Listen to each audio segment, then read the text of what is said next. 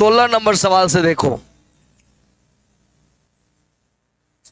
16 number सवाल से सवाल क्या करे जरा यह देख लें।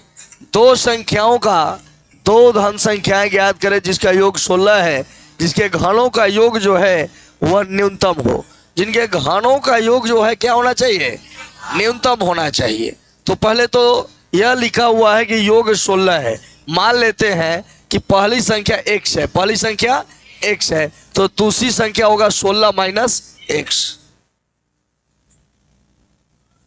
ठीक है, तो पहली संख्या मान लिए हैं, मान लेते हैं, माना कि पहली संख्या बराबर x, दूसरी संख्या जो है वो 16 माइनस। अब सवाल यह कह रहा है कि भाई दोनों संख्याओं के घनों का योग की बात किया जा रहा है ना, घनों का योग। तो मान लेते हैं कि यहाँ सवाल के अनुसार p बराबर पहला का q और प्लस है दूसरा का q हो जाएगा। अब हमें न्यूनतम या उच्चतम मान ज्ञात करने के लिए इसको डिफ्रेंशिएट करना होगा। तो डिफ्रेंशिएशन मतलब क्या होगा, dp by dx। X Q का क्या होगा 3x स्क्वायर।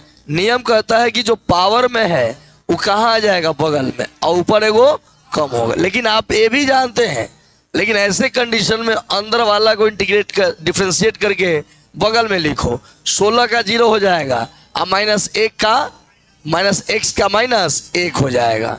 इस प्रकार dp बाई dx का जो वैल्यू आ रहा है 3x square minus 3 into plus minus minus 16 minus x का स्क्वायर। फॉर मैक्सिमम और मिनिमम, फॉर मैक्सिमम और minimum dp by dx equal 0। हमारे पास क्या है, इधर इधर है 3x स्क्वायर। क्या है, 3x square minus 3 into 16 minus x का स्क्वायर बराबर में 0 हो जाएगा। 3x स्क्वायर और माइनस से इधर गया तो क्या हो जाएगा, प्लस हो जाएगा। ये तो साफ है कि कटने वाला है, यहाँ तक क्लियर है ना। अब तो ये भी क्लियर हो रहा है कि दोनों तरफ स्क्वायर लगा है तो क्या हो जाएगा, खत्म हो जाना चाहिए। तो यह x स्क्वायर बराबर 16 माइनस x का स्क्वायर है, तो निश्चित रूप से यहाँ x बराबर क्या होगा, 16 माइनस x होगा।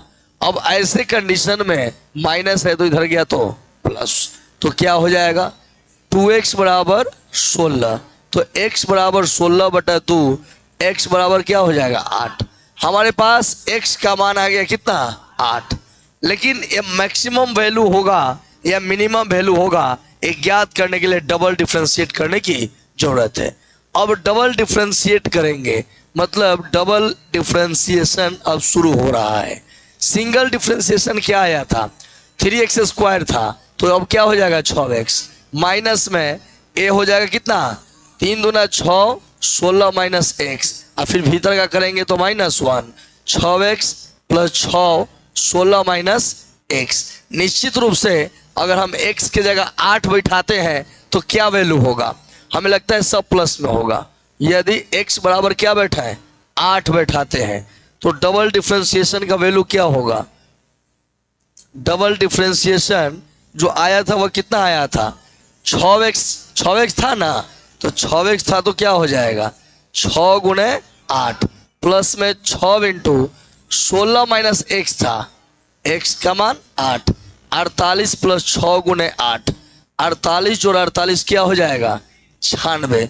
और आप ये जानते हैं कि डबल डिफ्रेंशिएशन का वैल्यू अगर पॉजिटिव आता है तो इसका मतलब यह हुआ कि यह p बराबर 8, x बराबर 8 पर, x बराबर 8 पर p का मान क्या होगा, न्यूनतम होगा। क्या होगा, न्यूनतम होगा।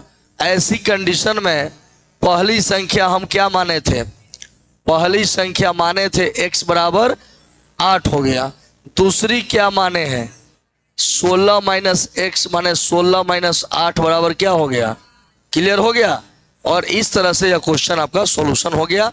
कुछ दिन छोड़ दिया गया था मैं, तो हो सकता है कि दिमाग से आपका उतर गया हो, ये फिर से रिन्यूअल कर लीजिए, एक बार समझ लीजिए इसको, क्योंकि आज मैं पूरा प्रयास कर रहा हूँ कि इसको ख़त्म ना किया जाए ना। खत्म करने के चक्कर में कभी कभी मैथ भी खत्म हो जाता है कि नहीं? तो इसलिए मैथ को थोड़ा सा बचा कर खत्म करना पड़ता है। तो आज हो जाएगा आधा, 9 क्वेश्चन 10 क्वेश्चन बाकी है, तो 5 क्वेश्चन तक मतलब 22-23 तक प्रयास कर रहा हूँ कि आज बता दो। आज 3-4 क्वेश्चन बचेगा तो उसको कल देख लूंगा। देखिए ये संख्याओं का योग 16 दिया हुआ है। हम मान लिए कि x का मान लिया कि पहली संख्या क्या है, x है।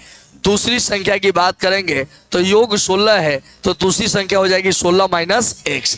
अकॉर्डिंग टू क्वेश्चन सवाल कह रहा है कि दोनों के घनों का योग हम मान लेते हैं p बराबर दोनों के घन करें, पहला का घन दूसरा का घन, और डिफ्रेंशिएट किया गया तो ऊपर वाला बगल में आ गया कि नहीं? ऊपर वाला बगल में आ गया, भीतर वाला का डिफ्रेंशिएट करोगे तो 16 का 0 और माइनस x का -1 हो गया।